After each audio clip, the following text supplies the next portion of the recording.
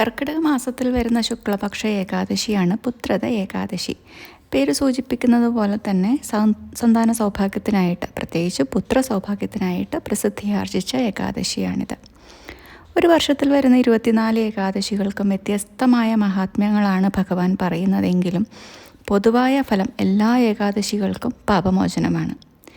പുത്രത ഏകാദശി വ്രതം അനുഷ്ഠിച്ചാൽ പാപമോചനത്തിനോടൊപ്പം തന്നെ വാജപേയ യജ്ഞ ഫലം കൂടി ലഭിക്കുമെന്ന് പുരാണം പറയുന്നു. പുത്രത ഏകാദശി മഹാത്മ്യ കഥ എന്ന് പറയുന്നത് ദ്വാപരയുഗത്തിൽ മാഹിഷ്മതിപുരി മഹീജിത് രാജാവ് ഭരിച്ചിരുന്ന സമയത്ത് സർവ്വ ഐശ്വര്യങ്ങളും പ്രജാസമ്മതിയും ഒക്കെ ഉണ്ടായിരുന്നു എങ്കിലും സന്താനമില്ലാത്ത ദുഃഖം രാജാവിനെ ബാധിച്ചിരുന്നു. ഒപ്പം ജനങ്ങളെയും. കാരണം പ്രജകളെ രാജാവ് പുത്രതുല്യരായിട്ടായിരുന്നു കണ്ടിരുന്നത്. അങ്ങനെ രാജാവിൻ്റെ സന്തോഷത്തിനായിട്ട് ജനങ്ങളെല്ലാം ചേർന്ന് ഇതിനൊരു പരിഹാരം അന്വേഷിക്കുകയും ബ്രഹ്മാവിൻ്റെ ആയുസ്സും തേജസ്സുമുള്ള ലോമേശ മഹർഷിയെ കാണാനിടയാവുകയും ചെയ്യും. അങ്ങനെ മഹർഷിയുടെ ഉപദേശപ്രകാരം രാജാവും പ്രജകളും പുത്രത ഏകാദശി വ്രതം അനുഷ്ഠിക്കുന്നു. അധികം വൈകാതെ തന്നെ രാജാവിന് പുത്രസൗഭാഗ്യം ഉണ്ടാവുകയും ചെയ്യുന്നു എന്നാണ് കഥ.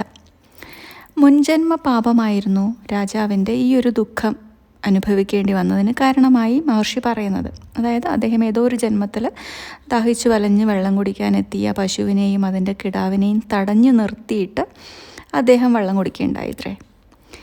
അദ്ദേഹം ചെയ്ത ഈ പാപം, അതായത് അതുകൊണ്ട് അദ്ദേഹത്തിന് ഈ ജന്മത്തിൽ സന്താനമില്ലാത്തത് കൊണ്ടുള്ള ദുഃഖം അനുഭവിക്കേണ്ടി വന്നു. പക്ഷേ ഏതോ പുണ്യകർമ്മത്താൽ അദ്ദേഹം ഈ ജന്മത്തിൽ ഒരു രാജാവായിട്ടാണ് വാഴുന്നത്. അപ്പോൾ നമുക്ക് പുണ്യമേറിയാലും പാപമേറിയാലും അത് തീർക്കാനായിട്ട് നമ്മൾ വീണ്ടും ജന്മം എടുക്കേണ്ടി വരും എന്നർത്ഥം.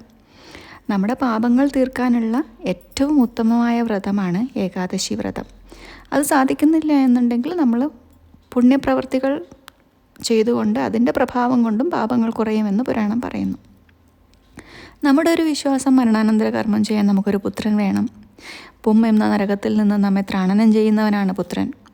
പക്ഷേ ഭഗവാൻ പറയുന്നത് സത്യമാണെൻ്റെ അമ്മ, ജ്ഞാനമാണെൻ്റെ അച്ഛൻ, കർമ്മമാണെൻ്റെ സഹോദരൻ, കരുണയാണെൻ്റെ സഹോദരി, സമചിത്തതയാണെൻ്റെ ഭാര്യ, ക്ഷമയാണെൻ്റെ പുത്രൻ. ഇതെല്ലാം ചേർന്നതാണ് ഒരു കുടുംബം. ഈ ഗുണങ്ങളെല്ലാം നമ്മളിൽ എത്താൻ സഹായിക്കുന്ന വ്രതമാണ് ഏകാദശി വ്രതം. ഒരേ സമയം ഭുക്തിയും മുക്തിയും നൽകുന്ന വ്രതം. സർവാഭീഷ്ടസിദ്ധിയും ഇഹലോക സുഖങ്ങളും പരലോക മുക്തിയും നമ്മൾ ചെയ്യുന്ന ജപപൂജ കർമാദികൾക്കൊക്കെ ഇരട്ടി ഫലവും നൽകുന്ന ദാമോദര ദ്വാദശിയും പുത്രത ഏകാദശിയും ഒന്നിച്ചു വരുന്ന പുണ്യദിനമാണ് ഓഗസ്റ്റ് 5-ാം തീയതി ചൊവ്വാഴ്ച. നമുക്കറിയാം ഏകാദശി വ്രതം അനുഷ്ഠിക്കുന്നത് 3 ദിവസങ്ങളിലായിട്ടാണ്. ദശമി, ഏകാദശി, ദ്വാദശി. ദശമിയിലും ദ്വാദശി ദിനത്തിലും ഒരിക്കൽ ഊണെടുക്കുക. ഏകാദശി ദിനത്തിൽ പൂർണ്ണമായ ഉപവാസമാണ് വിധി എങ്കിലും നമ്മുടെ ആരോഗ്യസ്ഥിതി അനുസരിച്ച് നമുക്ക് തുളസി തീർത്ഥം കുടിച്ചോ പഴച്ചാറുകൾ കഴിച്ചോ അല്ലെങ്കിൽ പഴങ്ങൾ ഭക്ഷിച്ചോ ഒക്കെ വ്രതം അനുഷ്ഠിക്കാവുന്നതാണ്. ആദ്യമായിട്ട് ഉപവാസം എടുക്കുന്നവർക്ക് കരിക്കിൻ വെള്ളം ഉപയോഗിക്കാം, പഴച്ചാറുകൾ ഉപയോഗിക്കാം. അതിന് സാധിക്കില്ല എന്നുണ്ടെങ്കിൽ ഒരു ഗ്ലാസ് വെള്ളത്തിൽ ഒരു ചെറുനാരങ്ങയുടെ പകുതി പിഴിഞ്ഞ് 1 സ്പൂൺ ശുദ്ധമായ തേൻ ചേർത്ത്, അപ്പോൾ കരിക്കിൻ വെള്ളത്തിൻ്റെ ആ ഒരു മധുരം പുളിയൊക്കെ കിട്ടുന്ന ഒരു രീതിയിൽ, പഞ്ചസാര ചേർക്കരുത്, അങ്ങനെ ചേർത്തും കുടിക്കാം. അതായത് ആദ്യഘട്ടത്തിൽ നമ്മളിങ്ങനെ പഴച്ചാറ്, തേന്, ചെറുനാരങ്ങ നീര് ചേർത്ത വെള്ളമൊക്കെ കുടിച്ച് ഉപവാസം എടുക്കുക. പിന്നെ ക്രമേണ നമുക്ക് പച്ചവെള്ളം അല്ലെങ്കിൽ തുളസി തീർത്ഥം മാത്രം കുടിച്ചുള്ള ഉപവാസത്തിലേക്ക് പോകാൻ പറ്റും. കാരണം നിത്യാഭ്യാസി ആനയെടുക്കും എന്നല്ലേ പറയാം. അതുമല്ലെങ്കിൽ വ്രതമെടുക്കുന്ന ദിവസം ഏകാദശി ദിനത്തിൽ രാവിലെ കുളിച്ച് ശുദ്ധിയായി നമ്മൾ പൂജ ചെയ്യുന്ന സമയത്ത് തന്നെ, വ്രതസങ്കല്പം ചെയ്യുന്ന സമയത്ത് പൂർണ്ണമായിട്ടും ഈ വ്രതം ഭഗവാന് സമർപ്പിച്ചുകൊണ്ട് എങ്ങനെയാണ് വ്രതം അനുഷ്ഠിക്കേണ്ടത് എന്ന് ഭഗവാൻ തന്നെ തീരുമാനിക്കട്ടെ എന്ന രീതിയിൽ നമ്മൾ സമർപ്പിച്ചു കഴിഞ്ഞാൽ അന്നേ ദിനം നമുക്ക് വിശപ്പോ ദാഹമോ ക്ഷീണമോ ഒന്നും അറിയില്ല.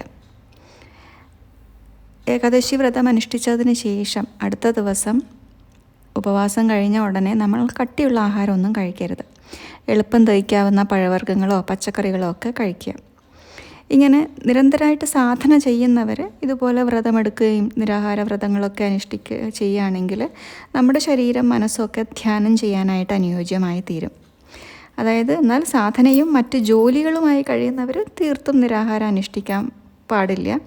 ആവശ്യത്തിനുള്ള ആഹാരങ്ങൾ കഴിക്കുക. പഴവർഗ്ഗങ്ങളാണ് ഉത്തമം. രോഗിക്ക് അസുഖം മാറണമെങ്കിൽ പഥ്യം അനുഷ്ഠിക്കണം എന്നല്ലേ പറയാം.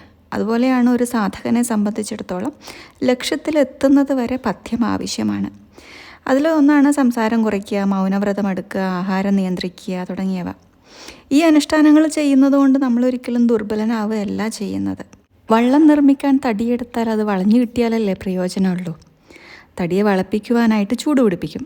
ഇതുപോലെയാണ് നമ്മുടെ മനസ്സിനെ വഴക്കിക്കൊണ്ടുവരാനായിട്ട് ഇതുപോലുള്ള അനുഷ്ഠാനങ്ങൾ കൊണ്ടാണ് സാധിക്കുക. മനസ്സിനെ വഴക്കാതെ ശരീര നിയന്ത്രണത്തിനാവാൻ പറ്റില്ലല്ലോ. വൃന്ദാവനത്തിലെ ഗോപികമാരെക്കുറിച്ച് ഒരുപാട് കഥകൾ നിങ്ങൾ കേട്ടിട്ടുണ്ടാവും. ഭഗവാൻ ശ്രീകൃഷ്ണനെ തങ്ങളുടേത് മാത്രമായിട്ട് നിലനിർത്താൻ അവർ പരസ്പരം മത്സരിക്കുമായിരുന്നു. ഒരു ഗോപികയെ ഭഗവാൻ കൂടുതൽ പരിഗണിച്ചാൽ മറ്റുള്ളവർക്കെല്ലാം സങ്കടമാവുമായിരുന്നു, അസൂയ വരുമായിരുന്നു. ഭഗവാന്റെ സ്നേഹം, കരുണ ഇതൊക്കെ സൂര്യനെ പോലെ സദാ പ്രകാശിച്ചുകൊണ്ടിരിക്കുകയാണ്. പക്ഷേ നമ്മൾ നമ്മുടെ വീടിൻ്റെ ജനലും വാതിലൊക്കെ അടച്ച് വീടിനകത്ത് സൂര്യപ്രകാശം ഏൽക്കുന്നില്ലല്ലോ എന്ന് പറയുന്നത് പോലെ നമ്മുടെ ഹൃദയത്തിൽ പല പല വികാരങ്ങൾക്ക് അടിമപ്പെട്ട് ഹൃദയമാകുന്ന വാതിൽ ഭഗവാന് നേരെ അടച്ചു വെച്ചിരിക്കുന്നത് കൊണ്ട് നമുക്കതറിയാൻ സാധിക്കുന്നില്ല.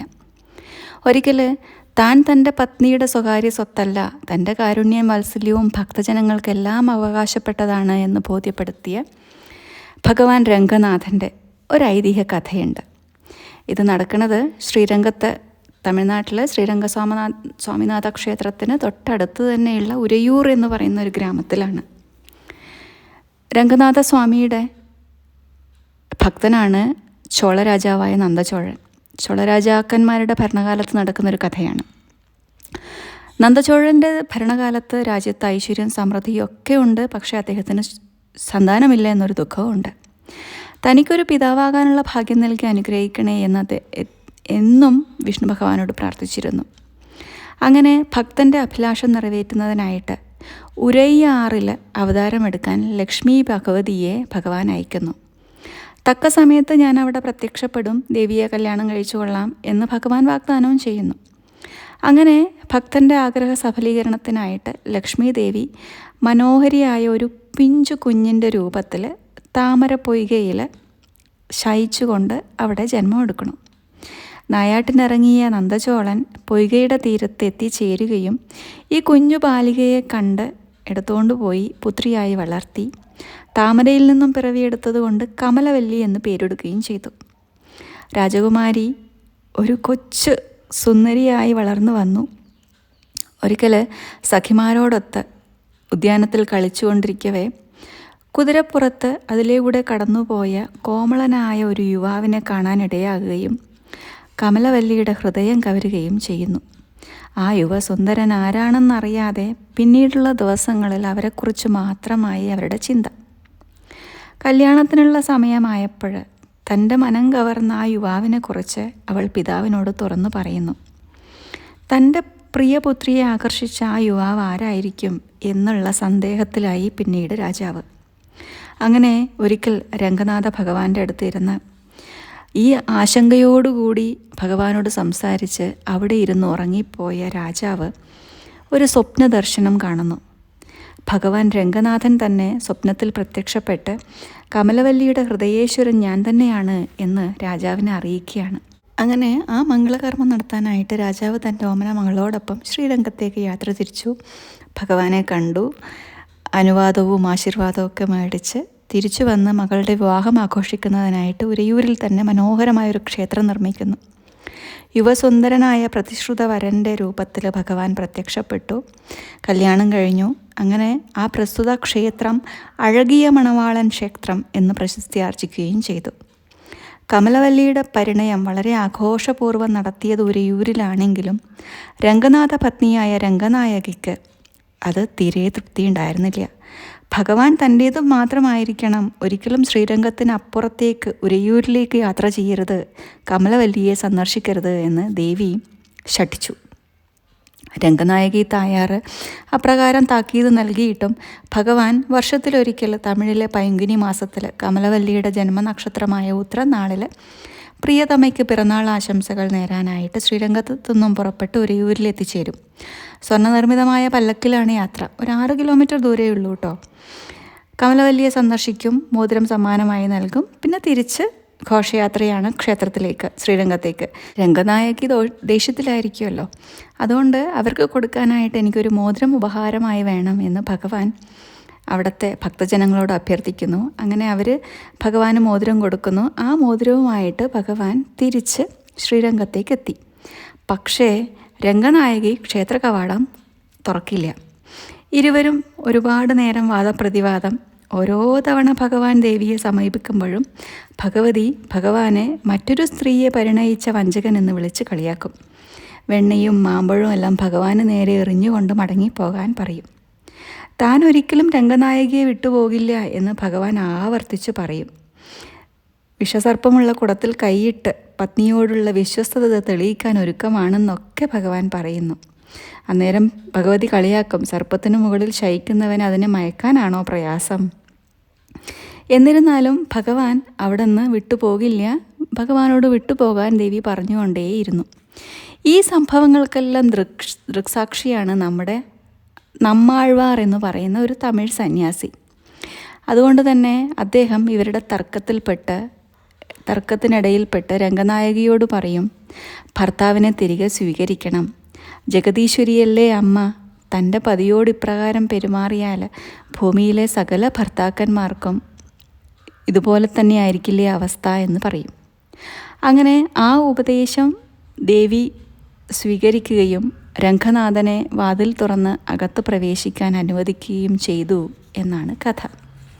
അതായത് ഭഗവാന്റെ സ്നേഹം മുഴുവൻ ഭക്തജനങ്ങൾക്കും അവകാശപ്പെട്ടതാണ്, അത് ആരുടെയും സ്വകാര്യ സ്വത്തല്ല എന്ന് ബോധ്യപ്പെടുത്തുന്ന ഒരു കഥ. നന്ദി, നമസ്കാരം.